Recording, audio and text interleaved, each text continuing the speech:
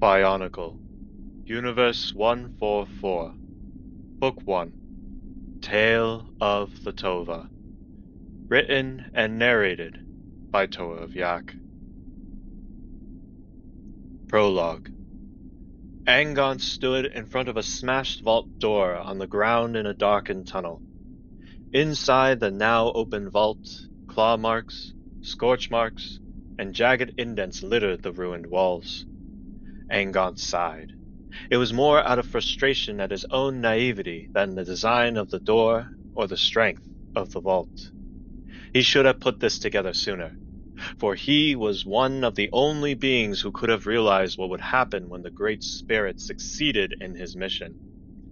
Now their home was reborn and alive once again, but this salvation was soon to be lost. While the Agori and Glatorian had survived thousands of years of harsh conditions, Mata Nui had been away to find salvation for their world. This now meant that the Matoran and Toa were on the surface of the planet, deconstructing the robot, creating villages and cities, and adjusting to the new daily life that had been given to them. This last part in particular intrigued Angonce. These beings were acting with an intelligence that almost rivaled his own, or, at the very least, the average Agori. The plan had always been for the Matoran to help deconstruct the Great Spirit robot after its mission was completed. However, they were taking breaks, talking to one another, laughing, playing, and debating with the Agori. They were thinking independently of their original programming, which was something beyond what Angonce had originally thought possible. Something had changed inside of Mata Nui to these beings, and it was becoming even more evident the more he observed.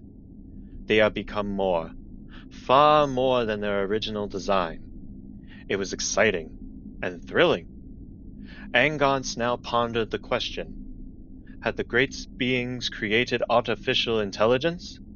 Had they gained the power to reshape their universe? Had they truly become beings who could create life? Angonce needed answers to these questions, which would only be obtainable if their new creations were kept alive. So why was Angonce thinking about this in front of a destroyed vault? The answer was simple. Marendar, a being designed solely to kill Toa, was free. This was a problem, as Angonce needed the Toa alive to identify why they had evolved beyond their original programming inside the Great Spirit robot. Angonce then frowned in frustration as he thought that even though Mata Nui had won, the planet was whole again, and the great beings had possibly brought into existence a new species with the potential for more, there was a price to be paid. A deadly price. If the Toa were dead, there was little chance to possibly recreate this achievement or expand upon it. Angonce stood there in the dark of the tunnel, puzzled for the first time in his long life. A great being usually never knew the taste of confusion, as their works of creation were treasured wonders the universe would soon come to know. So the fact that he now stood there unsure of what to do was a first. The only thing he knew for certain was that he needed answers, and quickly. But what would be the right course of action? Angonce knew the only place to find this answer was not here, in front of this reminder of his failure, but in the presence of his successes. He then turned and started to walk away from the vault, only to find a small tool tucked away under the remnants of the shredded door.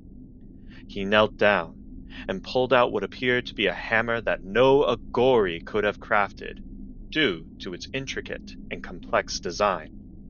Angonce gasped as he recognized the craftsmanship and what this meant. Someone had intervened here. Only the great beings knew of this location, and besides himself none had stayed on the planet long enough to watch over the Agori and the Glatorian. He turned over the tool in his hands, examining its finer details to find the story of its maker or user. His eyes widened when he found a small mark at the bottom of the handle. 2 lines, drawn parallel to each other, with a triangle in the middle connecting them. Only one great being marked his creations like this. One who had argued and fought against the appointing of the elemental lords as leaders of the Agori. One who had exiled himself at the completion of the Great Spirit robot, but never explained where his exile would take place. Vorast. This was Vorast's mark. Suddenly, his mind began to whirl with the logic and implications of this conclusion. The Matoran were never intended to become sentient, nor were they intended to do more than ensure the Great Spirit robot completed its destiny. They were like cells in the body, expendable but vital. To give them sentience was to go against the consensus of the great beings. However, Vorast had always wondered about creating sentient life. He especially excelled at magnifying traits of weapons, items, or creations that already existed. He had never been able to do more than this as far as Angonce could recall. He shook his head. A tempting theory, but he needed more proof. He had to know how this had happened, before he could truly understand who had caused it. He had to know what, or if anything, Vorast was planning, if this was indeed the true logic of the event. It would be so easy to summon his fellow great beings from their current locations and track down Vorast himself to question this development. Too easy, Angonce thought. If it is Vorast, wouldn't he have thought of this? No. Better to wait until I know more to unveil myself to the planet or summon the others. Angonce placed the tool inside his bag and started walking towards a tunnel entrance with his symbol etched on a small steel slab at the top, a circle with small square inside.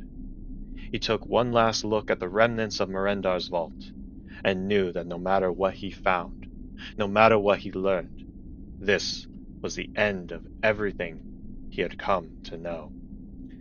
Hours went by, and Angonce made his way through the underground passages that connected his lab to Marendar's vault. These tunnels extended all over the planet, connecting most of the other great beings to each other in order to avoid prying eyes. They had been crafted especially well to avoid detection of the Agori or Glatorian, though that didn't mean the odd wildlife wouldn't find its way into these tunnels. Alert to every sound as he walked, Angonce thought on. In order to obtain information about what happened inside the Great Spirit robot, Angonce needed the Mask of Life. His instruments had detected the mask was present on the surface of the planet now, and it seemed that it was able to be held without destruction or madness inflicting the bearer. This was very good, and strange at the same time. He remembered his brother who had touched the mask all those years ago, and the affliction that had consumed him. Angonce was betting on one of the smaller functions of the mask, cataloging all of the living beings within the Great Spirit robot for study upon its return. Based on current observations, it may even still contain the digital consciousness of the Great Spirit Matanui. As it appeared towards the end of his journey, he became very attached to it, using it to help the Glatorian and the Agori. This was his next step in order to confirm his suspicions. Angonce couldn't risk being exposed just yet, though, for if Vorast was planning something dark, he needed to make sure the time to be revealed to the planet was planned appropriately. Having watched the Agori and the Glatorian struggle all these years, Angonce had grown somewhat empathetic to these lesser species. He wished now to preserve the life of his planet and all those who had made it home, as it was his kind who had brought about such prosperity. But he could not act until he was absolutely sure of what was occurring. This was unusual for a great being, to hold a deeper bond than the rest of his brothers and sisters with the other species on the planet. However, time had changed so many things. So in order to begin studying this new world, he would need to summon an agent of his own from long ago to act in his stead. He of course thought of Ranu, but the Agori was too much of a public figure nowadays and would surely be noticed swiping such an important artifact. Originally, it had been Ranu who first brought him the vial of energized protodermis for him during the Core War. Ranu was a devout servant, and driven to keep his people safe. So no, it couldn't be Ranu. But who then? Angonce suddenly stopped and smiled as his mind revealed the name of a more expendable agent. Maybe it was time to enact one of his most benevolent agreements. Long ago, he had been approached by an Agori who wished to be a Glatorian so much that he had been collecting the parts needed to help with this transformation. Angonce had agreed to help this Agori, but only after they completed a mission for him at a time of his choosing. The Agori never forgot their arrangement. Even after the shattering, they had continued to collect different parts for their eventual transformation. Yes, this was the best option to go with. Angonce then reached his lab, dropped his bag on a long silver table, and sat down in front of a small circular communicator that had not been touched in centuries. He created it to give the orders for this Agori's mission, and only for this Agori. Angonce activated it with a swipe of his hand and spoke into the lower half of it. "Barracks, it is time." A short while later, Angonce sat back in his chair and sighed. Barracks would complete his mission. Of this he was sure. The Agori was expendable, but brave. His recent adventures with the Skrull had proven this. It was ironic that Barracks had also developed a friendship with Matanui, and Angonce wondered if Ranu thought the same. Ranu, of course, would be of use later, once Angonce revealed himself to the Agori. It had been too long since the population of Spherus Magna had known of a great being's existence. As Kina had put it so bluntly in one of their abandoned labs, they had been left to rot. Though, if Marendar was on the loose, Angonce would soon have to reveal himself, if only to help unite the Toa and Glatorian against this dire threat.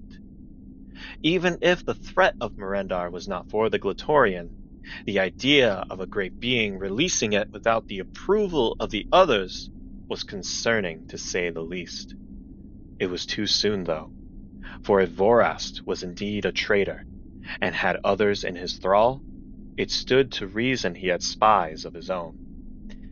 Angonce then thought of the elemental lords fighting each other in the north to try and find the Valley of the Maze. Once he revealed himself, there was no doubt they would seek him out and unleash their elements on whatever stronghold he was in.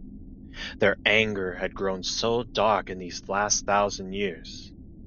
Nothing would stop them, aside from perhaps the combined power of the Toa. This world was now teeming with powerful beings, artificial or natural, who would no doubt bring about the chaos of another war. Sadly, this seemed inevitable. The outcome of that war, however, was not. The great beings had made many mistakes in their arrogance before the shattering. Angonce, even now, was still working on the idea of humility, but things would be different this time. If the beings inside the Great Spirit robot could evolve, so could the great beings, the Agori, and the Glatorian. If their planet had been given a second chance, then it was time to make use of it. The others, as Angonce recalled, had given up years ago, instead looking towards the stars to find other worlds to inhabit and grow life upon. No one had thought to look for a sign of true evolution on their own home world. How could Angonce let what had come to be so wonderful fall to the mistakes of his species? Angonce's mind began to drift back to thoughts of Marendar. Marendar was created to be methodical, to stalk his prey and obliterate them in the most efficient way possible. While purely machine, it had been built off of the remains of long-dead Glatorian.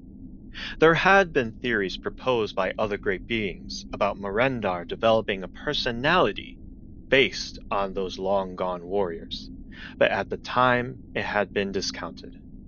However, Marendar would no doubt take its time to find, observe, and destroy its prey, and no Toa could hope to stop it. Heremis had been very thorough in designing the programming, linking the mentality and brutality of the warrior to Marendar's code. Evolution. Evolution was going to be key here, and perhaps there was some way the Toa could evolve to be like the Glatorian in order to survive this potential catastrophe. While Angonce hoped to stop the deaths of a fledgling species, he could only move so quickly and precisely. He sadly also knew that he would not be able to save everyone, for that was just the way of the universe. With this final thought, Angonce rose and began to walk further into his lab, an idea from long ago coming into his mind. I will need warriors who are more cooperative this time, and an army to set things right for the right reasons. I will need the cooperation of the Agori and the Glatorian. I will need the heart of the Matoran and the Toa. I will need the power of all species from the Great Spirit robot. And most of all, I need something to unite them all together, for if there is any hope in this world, it is through unity.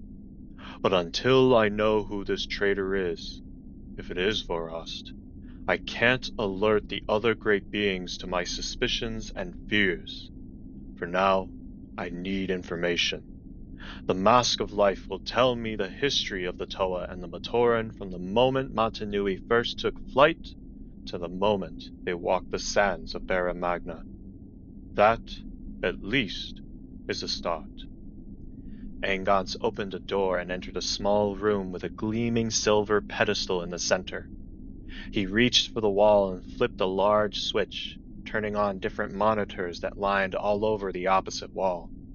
They whirred to life, each showing a live image of the current villages and developing cities on Spherus Magna. He pulled a chair over to one monitor in particular, showing the Agori and Matoran at the site of New Atero, where a Toa in red armor was speaking to the Glatorian named Akar. Angonce spoke to the screen. Tahu, Artaka did well with your creation. I hope when Barracks returns he brings with him a tale of your bravery, will, and power. It is going to take everything to bring this world to a true sense of peace and unity. Angonce sat down and waited for Barracks to return with the Mask of Life that contained the information he needed to save his world.